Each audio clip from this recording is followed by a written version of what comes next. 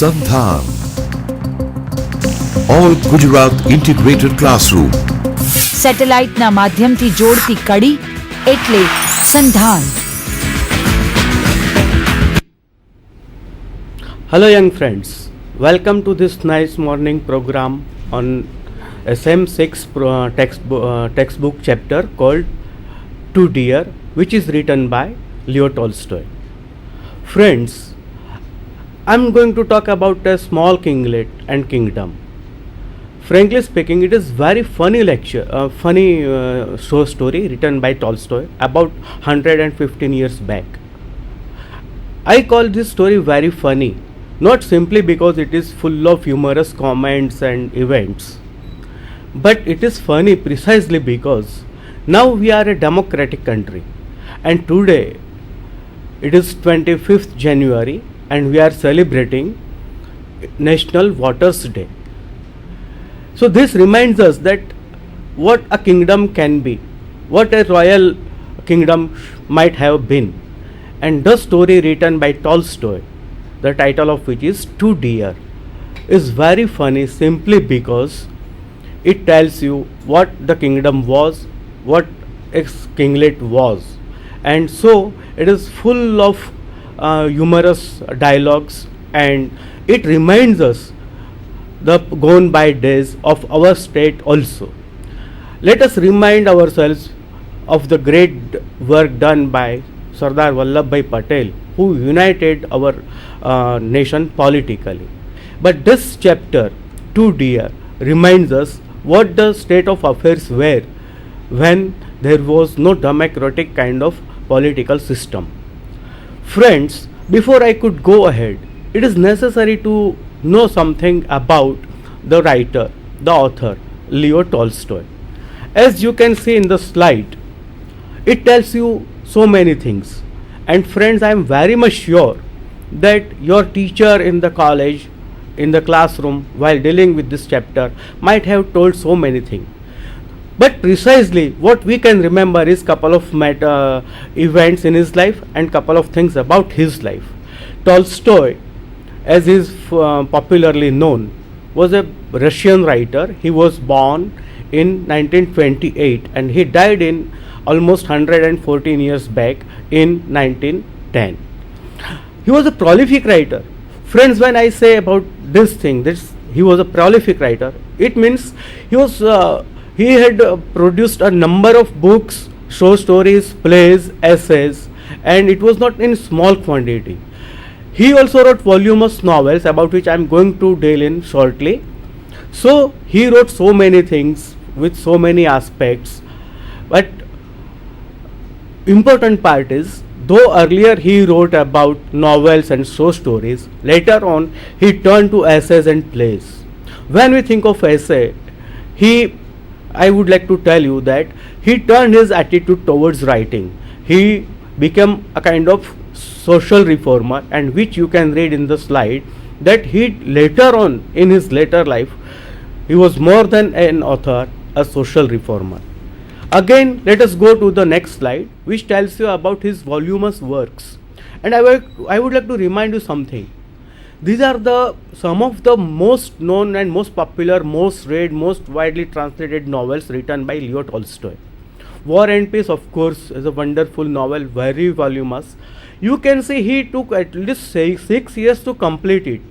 This itself is the proof that it is full of events and things. It talks about war and peace. The title itself is the suggestive of the things and contents of the novel. I would like to talk about one very fine novel, the last three which is mentioned over here: The Death of Ivan Ilyich, Master and the Man, and Resurrection. Friends, you can see that the flow of the novel in the earlier novel as well as in the later novels which were written in the 1880s. It is totally different in terms of mood and content and presentation and themes. Why this occurred is mentioned in the next slide. You can read in the slide, friends, what happened after 1880. that he was deeply concerned with the human feelings, human morality, and this led him to this writer to turn to spirituality. And this gave him a kind of totally new angle to the life, and his life changed radically. And what we find in his later novels, that is written after 1880s, it is full of passion, compassion for the mankind. He always thought of the well-being of the mankind, and he also felt that man should crave for the better world, and he should have all right to live a peaceful life. And he also accepted the grace of God, which is very necessary, but he also felt that man could achieve the grace with his own efforts and good deeds. Last point I would like to tell you about his life is that he was deeply influenced by the Gita. That is the only connection with which we can connect ourselves with Leo Tolstoy. And he read the Gita every day. And to begin with, if we can go to this story, Two Deer, I think we may always feel the funny side of the mankind, and a kind of undercurrent in the story which tells you that he was deeply influenced by the Indian scriptures also. Two Deer, if we go for the first general reading, we feel that it is full of humor. So it is reflecting a deep sense of humor of Tolstoy, which is of course he is not known for, but he presents a lighter side of the man's life. What are the problems faced by a king, and how he tries to evolve out of that problems, that is vividly described by Tolstoy in this story. So at one end we feel that this is the story full of humor, but the other angle is totally different, and which tells you what is the predicament of man, what is the predicament of a king, what are the problems faced by the state, and what are the problems faced by the subject. He also makes comments lighter in a lighter mood, the method of government, the system and the hierarchy, and the delays. It always reminds us, friends, that what he has described almost 115 years back is very much true in our present context also. So it makes you feel what the government system is, though we are not going to blame it, but the delays and the problems and meetings and things occur in the hierarchy of the government. This is what exactly Leo Tolstoy talks about in the story Two Deer. Now, if I can go to the story itself, what precisely we should bear in mind is the thing which I have mentioned in the story. Friends, it would be very interesting if you can hold your textbook in the class and you can go for parallel reading. So it would be more convenient for all of us. But for those who are not having the textbook in the class with them, then I have given some hints about the story, a kind of outline, and I would also try to read out something for you, and you can also have some glimpses of the story on your screen. But precisely what we should bear in mind is number one, that it is a story about a small kingdom. Now, what is a kingdom and how it works? That is a big question for us, because we are in a democratic country, as I already told you. But there were the days, so almost 65 or 70 years back, when there used to be the kings and kingdoms, and the methods differ from one kingdom to the other.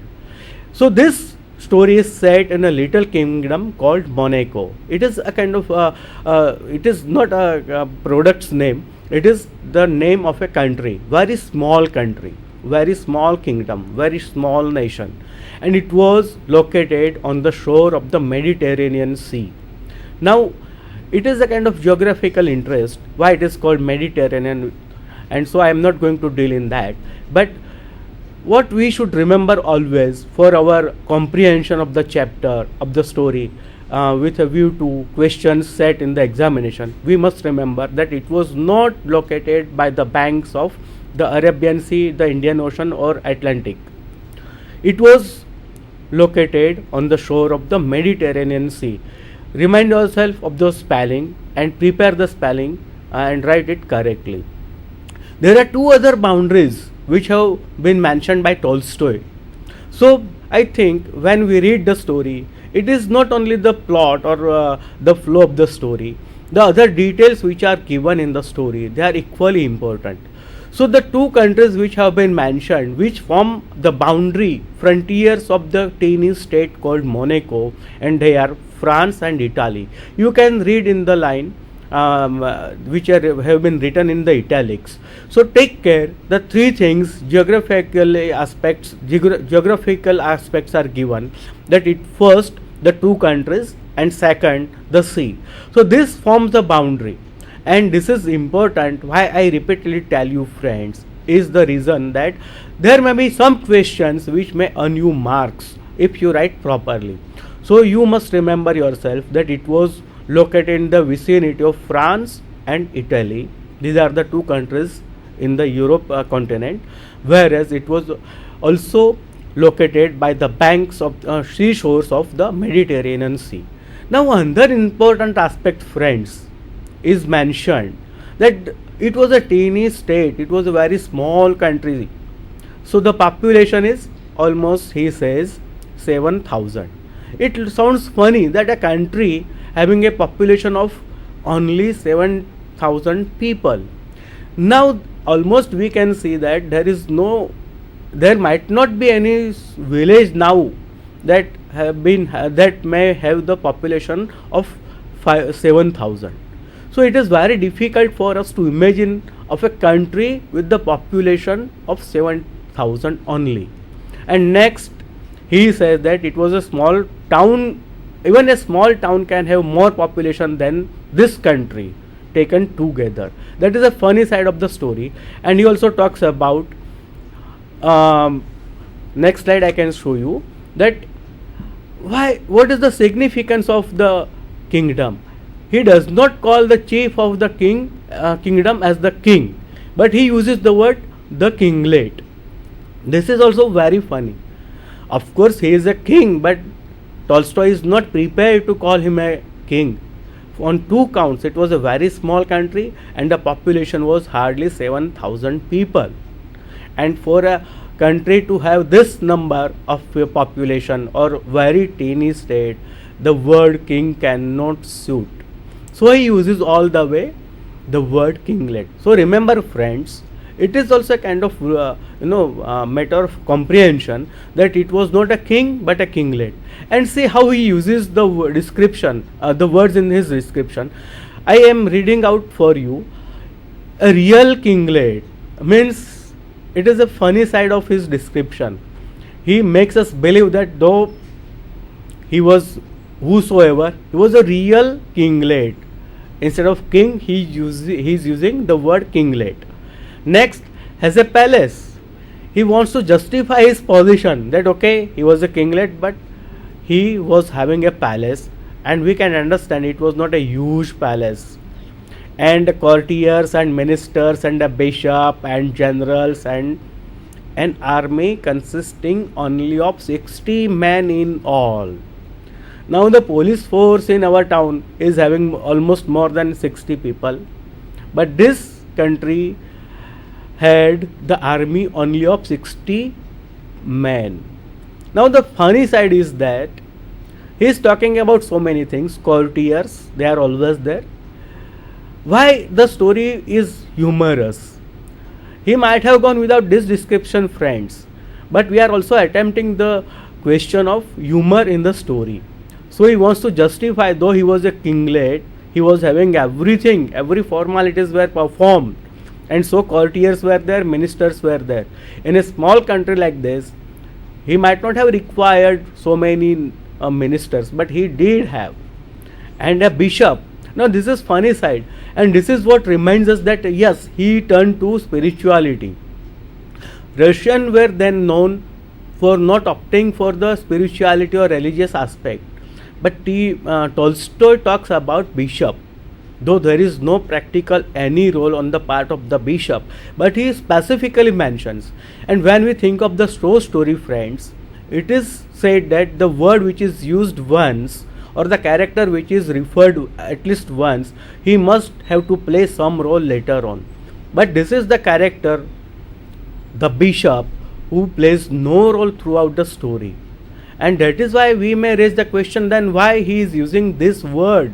Why is talking about the character of bishop in the story? The answer is that, which is what I told you earlier, friends, that he turned to spirituality and he found that a spiritual person is also necessary in our life, and that is why he might have opted for the character of bishop as only a kind of mention but no practical role. So bishop was the part of that kingdom, and that is what exactly I can say, that he turned to spirituality, and bishop is the character which justifies his stand towards spirituality. Next, that is also funny side about which I think we can talk later on also. Frankly, friends, let me tell you that there may be couple of lectures on this chapter. So what I can do is, in the first lecture I may discuss a couple of topics, maybe the comprehension type of questions. I may highlight some of the important aspects of the story which I have already done, and I may carry on with that, and I may read out some of the passages from the story. I would also expect you to take down if you find something interesting and funny for your answers, number one. Number two, keep your pen and notebook ready. And number three, which is I think more important, that if possible you may keep your dictionary handy also. This is very necessary, friends. So let me go to the topic again. There is very funny side of this story, and all the way every paragraph is full of humor. Here is also he is talking about the sources of revenues, friends. As he already informed us that it was a very small country, he does not talk about any industry in the state. So there is always a problem for a king or kinglet or the rurals to collect revenues. And what was the easiest side of the source of revenue collection was to levy tax on each items. So he talks about poll tax. See, this is what we do not know and we are not aware of. Check the spelling. It is POLL and tax. So poll tax is a kind of individual tax. Any adult has to pay that thing. So there were as many as 7,000 people in the kingdom, but not all of them might be adult. But if we go halfway mark, almost 3,000 people. So every year these adults were required to pay tax for no obvious reason. But for sake of collection of revenue, the king had imposed poll tax. So take care, and you must be aware what a poll tax is. If it is asked in the paper or otherwise also, apart from this examination viewpoint, I think because I am reading the story, I must be aware what poll tax means. I remind you, friends, poll tax was a compulsory tax on all the adult citizens of the country. So the kinglet levied poll tax from the people. Next is very interesting, tobacco and wine. We feel that it is addiction, but it is human nature, and even if you prevent them from going for the addiction, we are very much prone. And so the king found it very easy, very comfortable, and it was a kind of easy kind of source of income. And he found, okay, let them bear the brunt, I would earn money. So he levied tax on wine and tobacco. And the point was that he never cared for the well-being of the people. Let them go for addiction. My business is to earn money. And he is using a very funny word later on. He raked in the money. So his business was, apart from if we feel that he has to look after the subject, he was least concerned for the well-being of the subject. That is a funny side of the political system. Very often the people in general feel that the rulers are not taking care of the subject. This is exactly what is shown by Tolstoy in his story Two Deer. So king levied tax on whatever he found was comfortable for him, and wine and tobacco was the easiest kind of thing on which he could levy tax. So It was not that the people might discontinue going for the addiction of tobacco and wine. We are sure, friends, and we know, we are aware that many countries, many states in our country, they have prohibition policy. Other states where there is no prohibition, the government earns handsome amount on tax. So this kingdom was not an exception. The kinglet found it easy to levy tax on tobacco and wine. Friends, why I tell you repeatedly this thing is that you must be aware when you are attempting the question, maybe a short note or maybe MCQs. So the ways or the sources of revenues. These were the sources. Precisely, basic source is always taxes. But say the funny side of taxes. Poll tax, for example, is a funny kind of, and almost no country levies tax of this sort today. But because it was Tolstoy and he wanted to present the humorous side of life, so he is mentioning about the poll tax. And there was, I think you can go to the slide, there is a line written in the bold letters, a special source. Friends, this is exactly what we are concerned with more. A special source, because he was a kinglet, he was, as I told you, having ministers and so many administrators and army.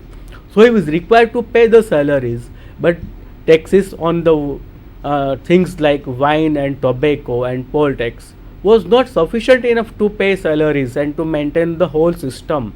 So he thought of a special kind of tax. What is that?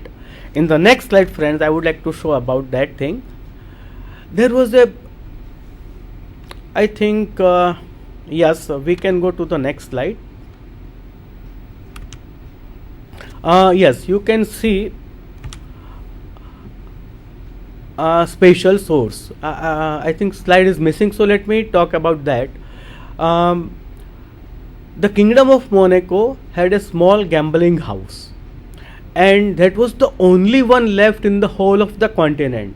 As we are aware, Monaco was located in the continent of Europe.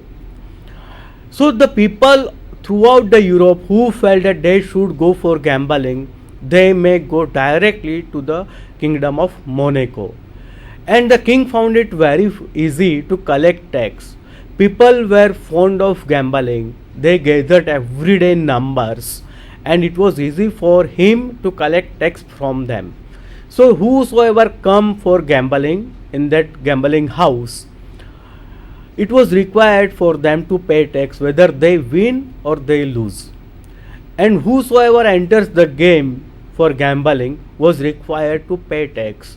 And the man in charge of that gaming house used to pay a huge amount of tax towards from this gambling house. And it was very, I think, easy for the king to collect tax, because it was a kind of monopoly system for the whole of the continent, that there was not a single gambling house in the continent throughout. So people all over the continent, they used to turn up in large numbers, pay handsome amount towards tax whether they win or whether they lose. So king had this kind of special revenue which came from the gambling house. People used to gamble there, and they may lose, they may win, but the king got his chunk every time, and that is the special revenue. So friends, let me remind you that special source of income was from that only gambling house in the whole of the continent, and there was the only gambling house which was left in the country, I mean in the continent. Tolstoy talks about one more thing, that there was one in the next neighboring country, that is Germany, but the government of Germany discontinued, they stopped this gambling house simply because they became aware of the problems created by the gambling house. So this shows the humanitarian side of Tolstoy. He says that the king must not carry on with the things like wine and tobacco and gambling house. Gambling house may lead a man to commit so many crimes, including his suicide. So the humanitarian side is this: he expects the state, he expects the king to discontinue the bad side of mankind, that is wine, tobacco, and gambling. And that is why German government stopped that thing, stopped that activity. But he says, I mean Tolstoy, that the king over here was least concerned with this well-being of the people.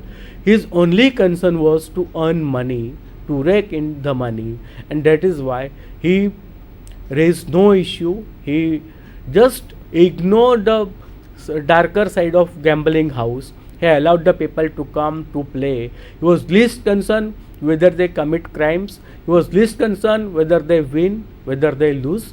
His only concern was the revenue. So whosoever entered the game was required to pay a huge chunk to the king towards tax.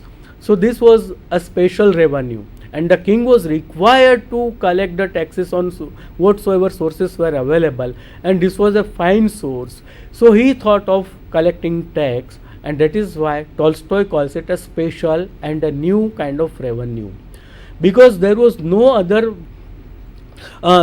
thing left on which the king might have levied tax. So he found it easy to collect tax from this gambling house. Next slide, friends. It is, as I told you, full of humor. So before I could go to the story itself and read out some of the passages, let us go to the humorous side. I think we may be required to write a question on humor. There may be a short note on the story and plot in which you can also talk about the humorous side of the story.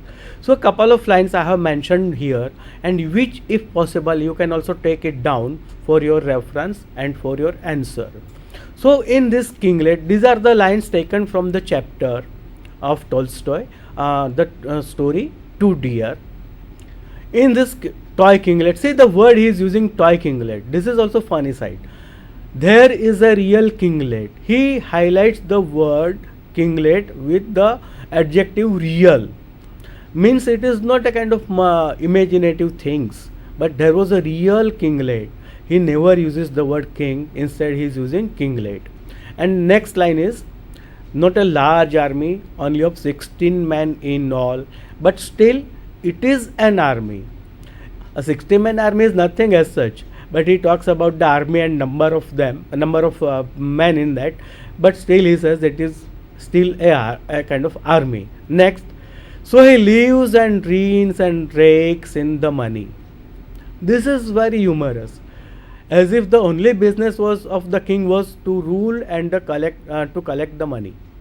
So this is the word. These are the wordings, friends. So funny. He lives and reigns. He lives to reign, and he reigns to live. And rakes in the money. Rakes in the money is not a very kind of positive term. It means that only concern of the king was to collect tax, collect money. So Tolstoy is using this word, rakes in the money, and holds his court with all ceremony of a real king. He used to arrange his courts, hold his courts every day, as if he was a real king, means a king of a large kingdom.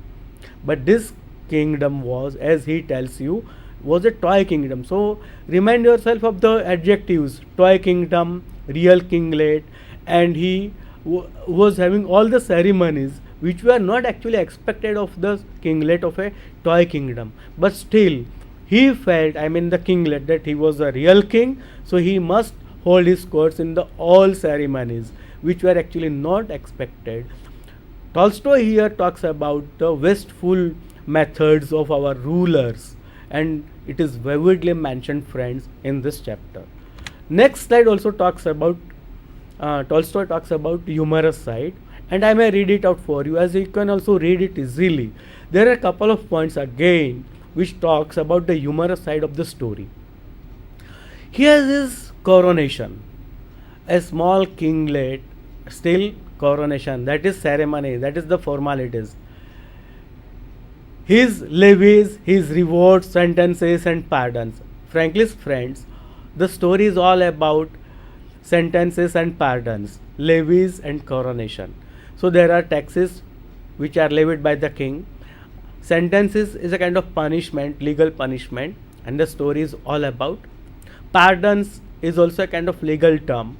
If a convicted is sentenced to some penalty, some punishment, then the king or the ruler may pardon him. Okay, you are now free. The story is all about sentence and pardon and taxes. Next, friends, you can read again. He also has his reviews, councils, laws, courts of justice, just like other kings, only on a small scale. Again, let me remind you, friends, and all of us are aware, the story is all about the legal tangles, the story is all about the reviews, the story is all about laws, and overall, the delays and dilemma on the side of the rulers as well as the subject. And the last, again, very funny, this is exactly what happens in most democratic countries even today.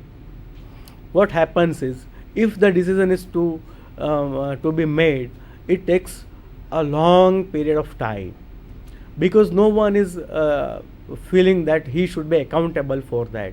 What happens is, they meet and meet again, they assemble every time with no conclusion at all. That is why often in a funny side they say, what happens in a committee meeting, they come, meet and take tea and they go, and there is no decision at all. The same thing happened also in the small kinglet of the Monaco. Now next I would like to talk about some comprehension questions, but before that, friends, I would like to read couple of lines which I think very important for us, and which may also talk about the real development of the story. So I think what we can go for, I think I may discuss couple of things, and which you can see on the screen now. If you got text, I am talking about page number 89, and I would like to read out some lines. It is very easy. I would like to point out the lines here. I think it is very easy for you, and I may read it out for you if you don't have the book, but still you can also see on your screen. Now there was a problem, friends, as you know, and the last paragraph is, now it happened a few years ago that a murder was committed. See, this is a turning point in the story. Very interesting. A murder was committed in this toy kingdom, toy king's domains. See the word domains. I think he is using number of words for a country. So domains is one of them. The people of that kingdom are peaceable. They wanted peace, but murder took place for the first time, and such a thing had never happened before. Now this is the dilemma, friends. Where there is no crime of such nature, then how the man should be punished who has committed this crime? That was the problem. And again, what happens next is a typical government side. The judges assembled with much ceremony and tried the case in the most judicial manner. I think it is funny side that because there was no precedent of murder, the problem was with the judges, the lawyers, that how the man should be prosecuted. So he says that in the most judicial manner. There were judges and prosecutors, jurymen and barristers. Again, let me remind you, friends, Tolstoy is talking about the delays in the decision making. So when there are so many people, the delay is bound to take place. Here is the same case. There were judges and prosecutors, jurymen and barristers. If the judge want to deliver some decision, then the barrister would object. This is the point. They argued and judged, and at last condemned the criminal to have his head cut off as the law directs. This is the real issue. The problem was there. A murder was committed. There was a criminal, and it was the first ever incident in the state. So what was the problem was that what should be done, but after a prolonged kind of legal process, he was convicted to have his head cut off. Now again he raises the issue that how the man can be executed, because there was no crime which was committed earlier. So the problem was how the man should be executed, and there was no facility of execution, how he either should be hanged or his head be cut off. So problem is now turning towards the executive side of the sentence. So how the man can be executed? Let me go to the title, friends. The title is Too Dear. And why it is too dear? It is all about what happened after he was sentenced the death penalty. Until we are not aware that why the title is Too Dear. If we go to the term too dear, it is a kind of negative term. It talks about dear is not the loved one or beloved one. Dear is here very costly. So there was a sentence which turned out to be very costly to the king and the kinglet and the kingdom. And the sentence or punishment is such that it harms the convict. Here it is the ruler, it is the kinglet, it is the state which is facing problems because of the execution. So the title is very funny, Too Dear. A simple punishment of a death sentence to a criminal. In a way, nowadays it is a kind of very easy for any country to execute the man who has been sentenced to death penalty. But some 100 years back there was a problem in the kingdom. That is why the sentence or the execution of the death penalty turned out to be very costly, and on all counts it was not a kind of profitable job for the kingdom of Monaco to carry on with the punishment. So they tried so many things, but in the end they found it very costly. So the title is Too Dear. So justification of title is very easy for all of us to comment on, that the death penalty which was sentenced on to the criminal who had committed a crime of murder which was which has never occurred in the state, and the punishment turned out to be very costly. The country had to spend lots of money, though the source of revenue were very limited. The problem was regarding the execution and the expenses, tremendous expenses, and that turned out to be very costly. So the title is Too Dear. I can read, friends, more lines. What happens next? See the line on page number 90. The minister considered the matter. I think you can see it properly now. It is first para and the third line. The ministers considered the matter. Now, why I point out to this line? It is simply talking about the formalities on the part of the government and the rulers. So it is not okay. If it was a kinglet or a king, it was easy for him to deliver justice at one go. But this never happened, and this is what exactly happens on the decision making when it comes from the upper side. So there are delays and delays and delays, and Tolstoy is pointing out this, though he was not a member of any democratic country. But what happened then was also very much true in many parts of the country, and Tolstoy is highlighting this. This is humorous side. Another thing is that because there had been no crime, such a crime before, so they were very serious about the execution side also. So very often, friends, is using the words repeatedly: considered and reconsidered, assembled and reassembled. They delivered the things and re-delivered the things. These are the repeatedly used words which highlight and heighten the effect, and which also in turn makes the story very humorous. I would like to again go to the one very important line is that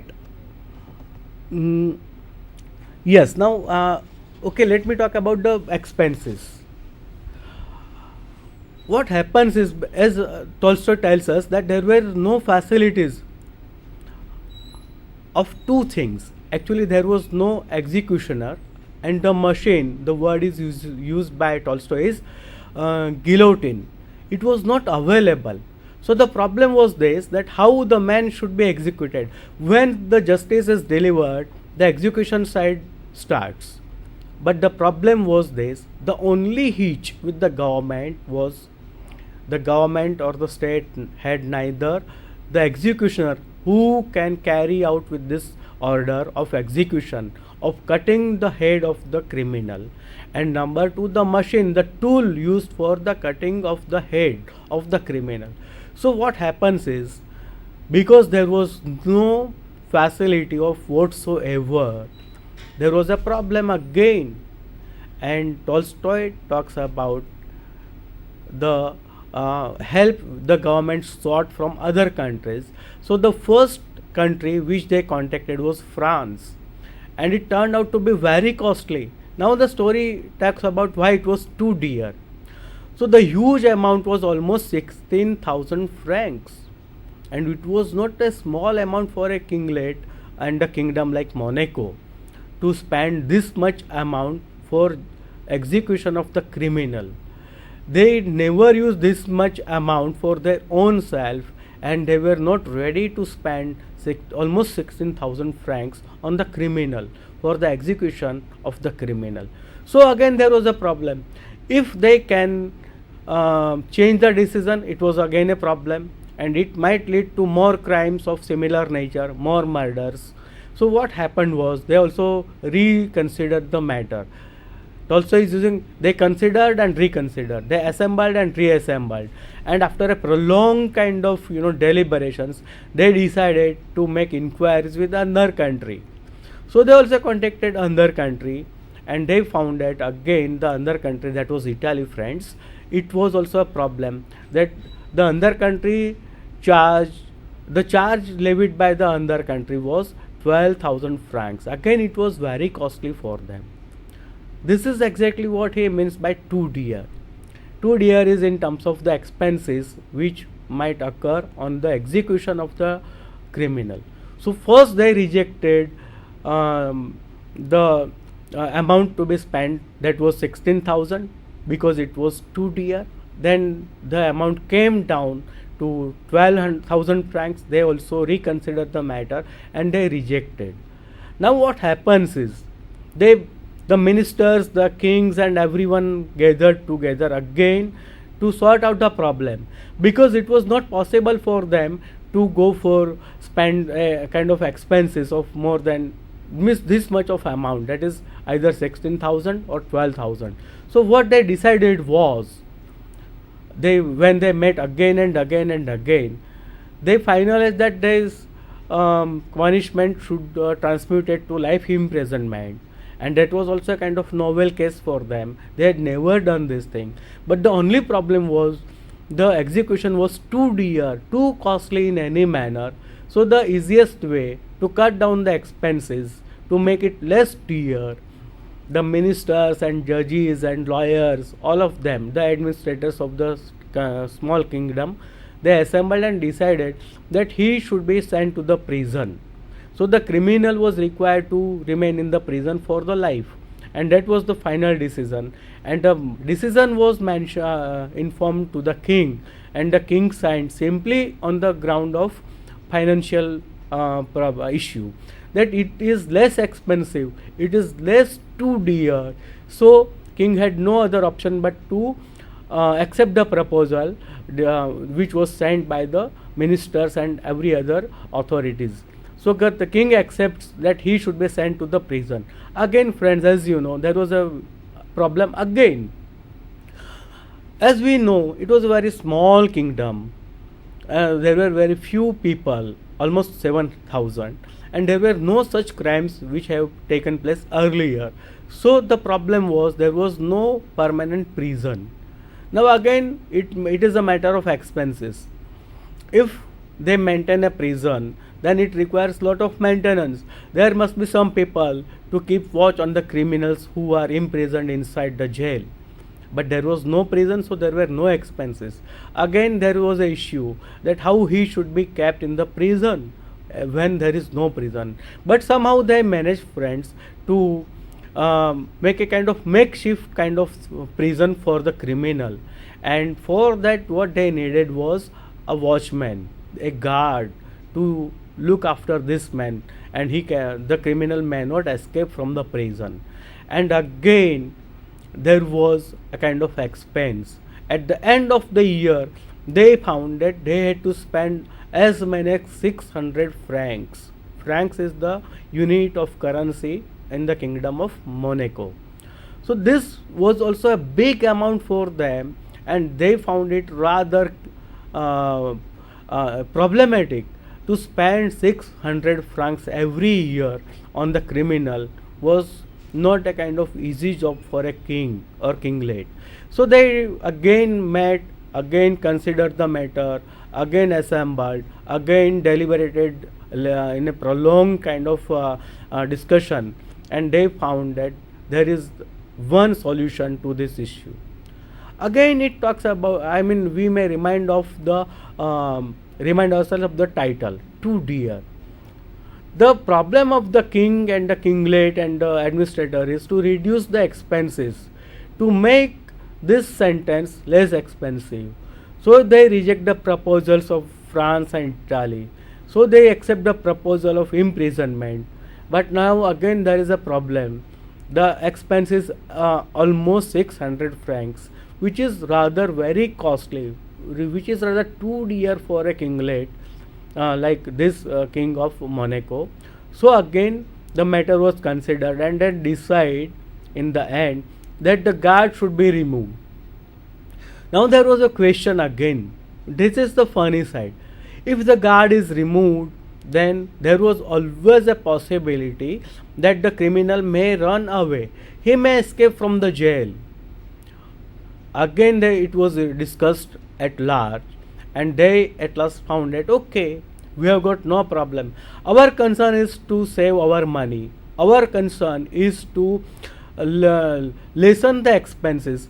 Our problem is to bring down the too dear kind of thing in towards the execution of the criminal. So what we can do, we first remove the guard, and if at all the criminal runs away, not an issue, not a problem, simply because in that sense there is no liability on the side of the government. So if he runs away, it will lead to a zero expenses, and there won't be any amount to be spared and spent on this criminal. So they were happy at the end of the deliberations that okay, there should be no guard and he should be kept in the prison, and if he runs away, we should not raise any problem. He is free to run away from the prison. Again the funny side. What happened was, when the guard was removed, the criminal found that there was no guard. And what happened earlier was this, that the guard was required to bring the food for the criminal every day. So the criminal as such was enjoying a luxury. He had a guard to bring food for him twice a day. Now he found there was no guard, there was no lock either. So he opened the gate of the prison. He went to the palace, and he used to take his meals in the palace. So funny side is this, humorous side is this: a criminal who is expected to take his meals, take his lunch and dinner in the prison, was taking his lunch and dinner in the palace. And can we call this really a kind of execution, a kind of imprisonment? The question is left to us to answer. So he used to go, he came out of the prison, he went to the palace, he had his stuff of the lunch and dinner, he came back, he slept. Now again the humorous side. If a criminal is there in the prison, he cannot be expected to go out of the prison in the palace, and he can fetch he can take his lunch and dinner. But here is a criminal who was imprisoned, who came out at least twice, went to the palace, took his lunch, took his dinner, came back to the prison, locked himself, if after there was one lock, and he slept over there. He passed his time. That is very funny. It sounds funny. If you read it aloud, you will not stop from laughing. And that was what exactly happened with the criminals. Again, the funny side is that He was asked by the administrators and the judges and the ministers, what the hell that you are not running away from this prison? You are free, there is no guard, there is no lock, and why you stay in the prison now? There is no point. Again, this is the darker side of humankind.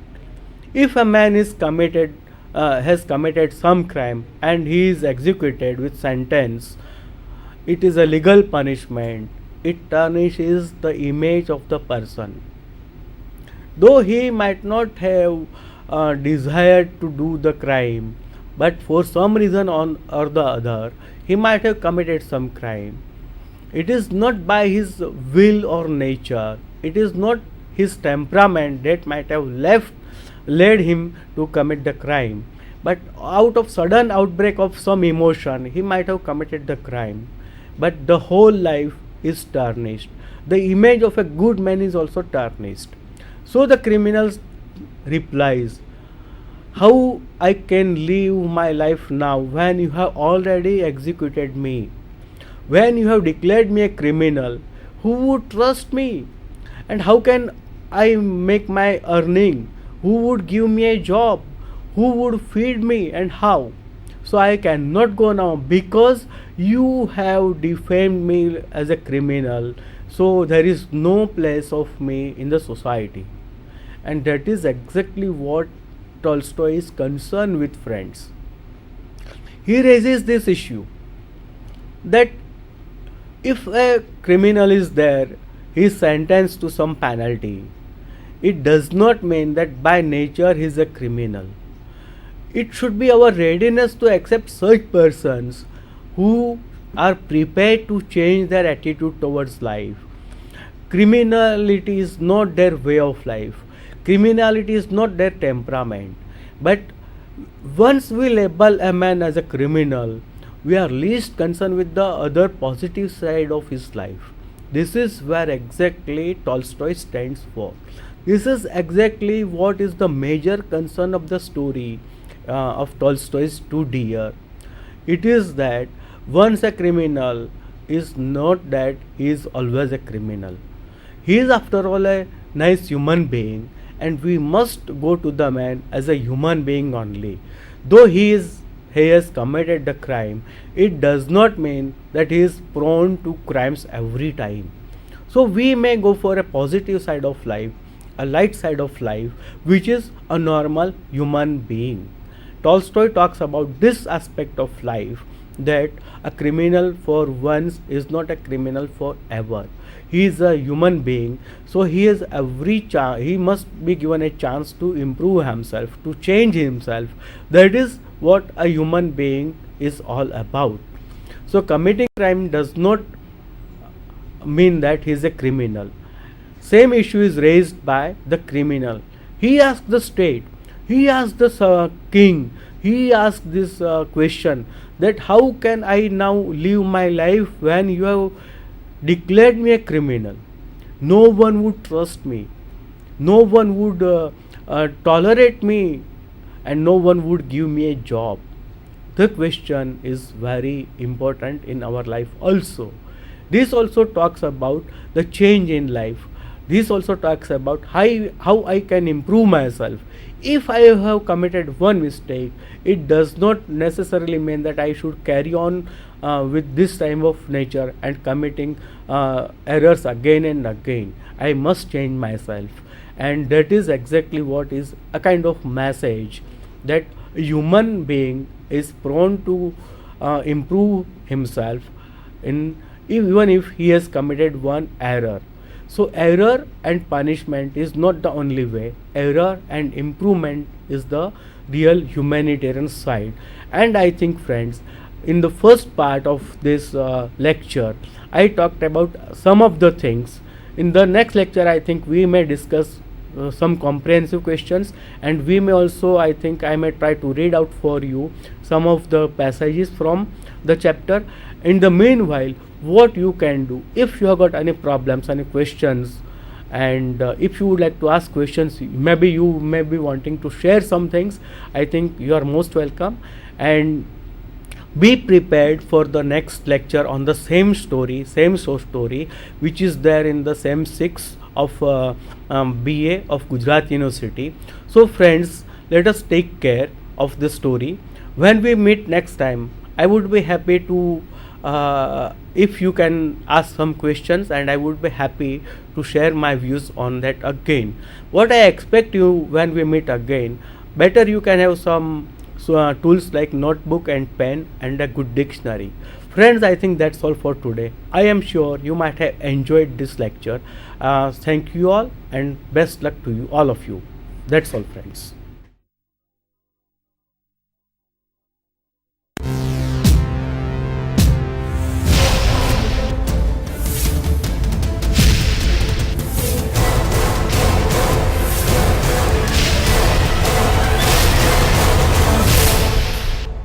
Sandhan. All Gujarat Integrated Classroom. સેટેલાઇટના માધ્યમથી જોડતી કડી એટલે સંધાન.